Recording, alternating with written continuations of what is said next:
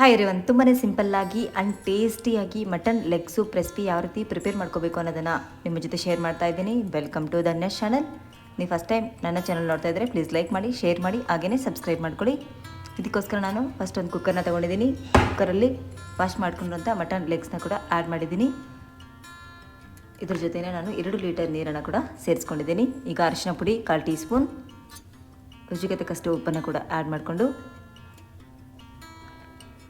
ನಂತರ stove on ಮಾಡಿ PAN ಇಟ್ಟು ಜೀರಿಗೆ 1.5 ಟೇಬಲ್ ಸ್ಪೂನಷ್ಟು ಆ್ಯಡ್ ಮಾಡಿದ್ದೀನಿ.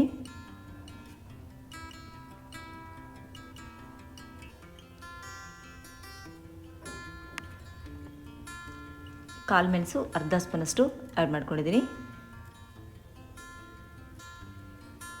ಈಗ ಎಲ್ಲನೂ ಕೂಡ ಹುರ್ಕೊತಾ ಇದ್ದೀನಿ. ಒಂದು ಮಿಕ್ಸಿ ಜಾರ್ನ ತಗೊಂಡು ಹುರ್ಕೊಂಡಿರೋಂಥ ಜೀರಿಗೆ ಮತ್ತು ಮೆಣಸನ್ನು ಕೂಡ ಆ್ಯಡ್ ಮಾಡಿ ಇದ್ರ ಜೊತೆ ನಾನು ಖಾರದ ಪುಡಿ 1/2 ಟೀ ಸ್ಪೂನಷ್ಟು ಆ್ಯಡ್ ಮಾಡ್ತಾ ಇದ್ದೀನಿ.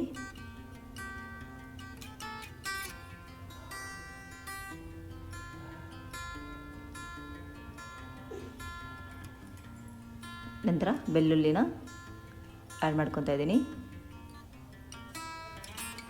ಧನಿಯಾ ಪೌಡರ್ ಕೂಡ 1/2 ಟೀ ಸ್ಪೂನಷ್ಟು ಆ್ಯಡ್ ಮಾಡ್ತಾ ಇದ್ದೀನಿ.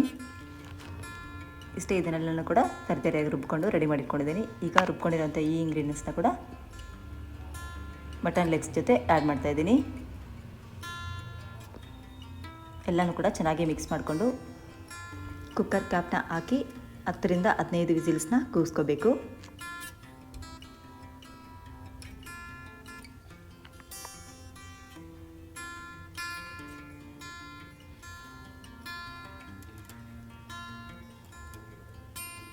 ಇದು ಇಡ್ಲಿ, ದೋಸೆ ಜೊತೆಗೂ ಕೂಡ ತುಂಬಾ ಚೆನ್ನಾಗಿರುತ್ತೆ ಫ್ರೆಂಡ್ಸ್.